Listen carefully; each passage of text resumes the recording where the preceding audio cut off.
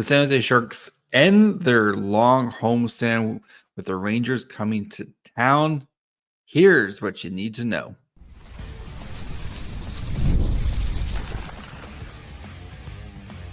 You're Locked On Sharks, your daily podcast on the San Jose Sharks, part of the Locked On Podcast Network, your team every day.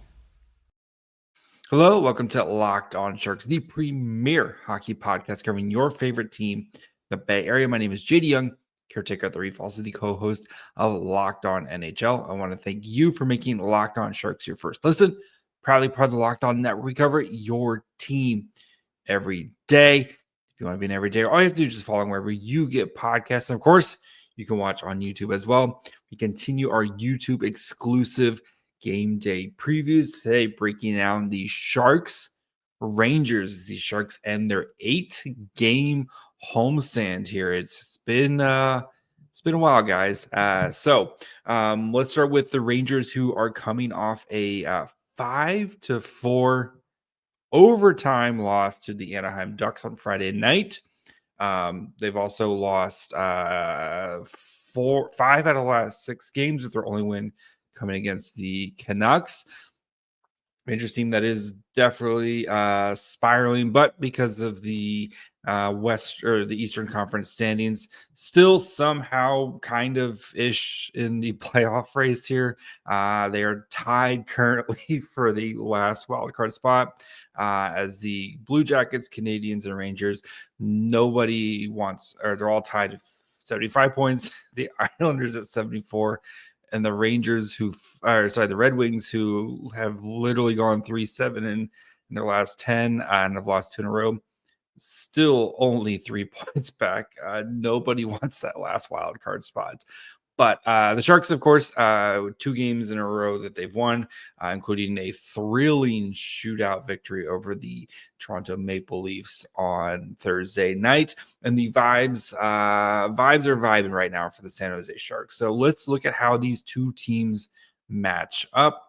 The Rangers 34, 32-7. The Sharks 20, 42-9. The Rangers at 2.97 goals for per game, 15th in the NHL, 303 goals allowed per game, 18th in the NHL, 17.9 power play percentage, 26th, 82.82%.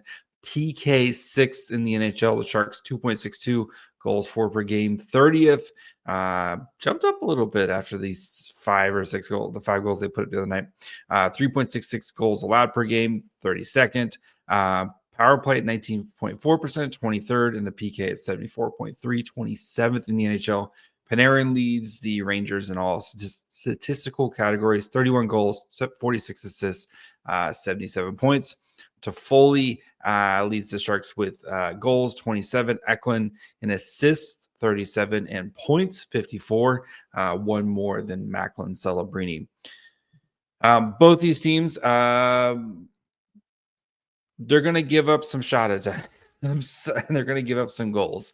The Rangers' power offense definitely is a little bit more efficient, or I don't want to say efficient, but it is a little bit more deadly than the Sharks. They will score a fair amount of goals at 5-on-5. Power plays okay as well, not as good as you would expect, right? Especially with some of the talent they have. So, but the defense, I think, is what's been most from the Rangers, right?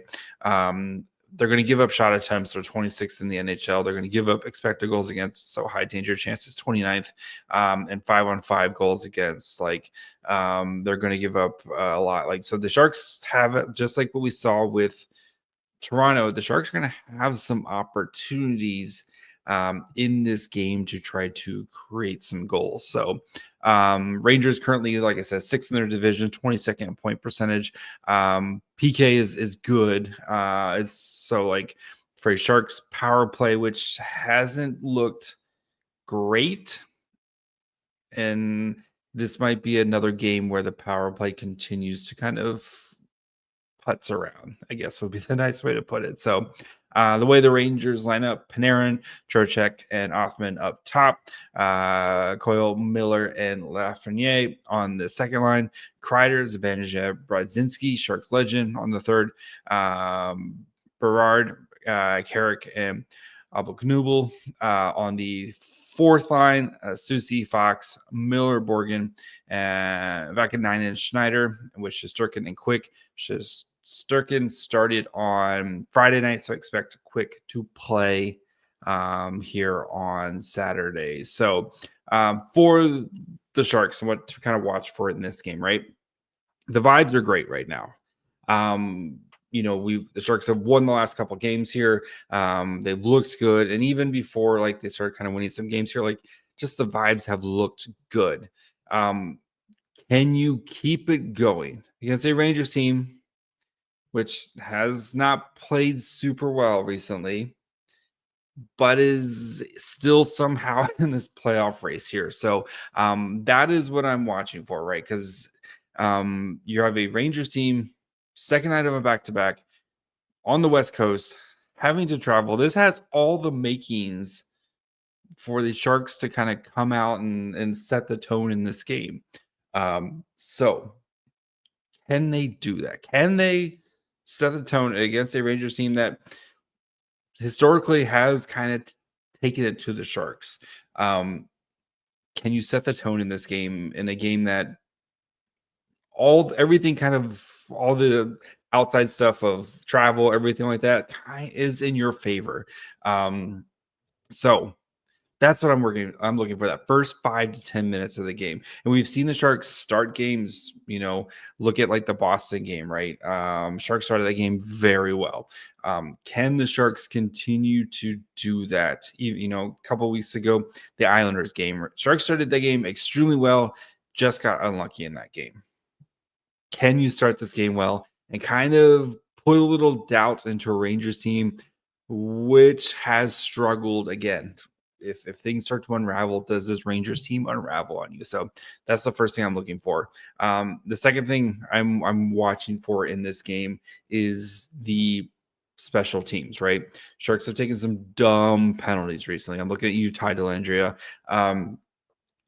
You need to cut down on the dumb penalties, because yes, this Rangers power play is underperforming, but you cannot continue to give them opportunities, because they have guys like Panarin, JT Miller. They have plenty of people who can put the puck in the back of the net if you keep giving them opportunities. So please, you got to cut down on the dumb penalties. We don't know what the lines are going to be as I'm recording this on Friday night. There might be some movement with the defense group, so we'll keep an eye on that. But I do want to see Sharks power play, which has at times, like, it's very Jekyll or Hyde. Sometimes the power play, that first unit looks really great. Sometimes it looks really like they struggle to kind of even just set up. So you're going against a very good PK. Can the power play, when given opportunities, continue to kind of grow and develop and start to see some chemistry here? I actually think the Sharks win this game. And I know the Rangers, they blew a lead on Friday night. I know they need this win, but I think the Sharks are entering their fun, frisky phase. And if they win this game, which would put them at 3 in a row, and then you go play the Kings and you play well in that game, like, we can have the conversation if the Sharks are entering their fun, frisky phase. So I think the Sharks win this game. I do think there's going to be a fair amount of goals. I'm going to go 5-4 Sharks win in this game. Put me down for, let's see, put me down for a Cam Lund goal, because I thought he played really well the other night. And I think Celebrini goal.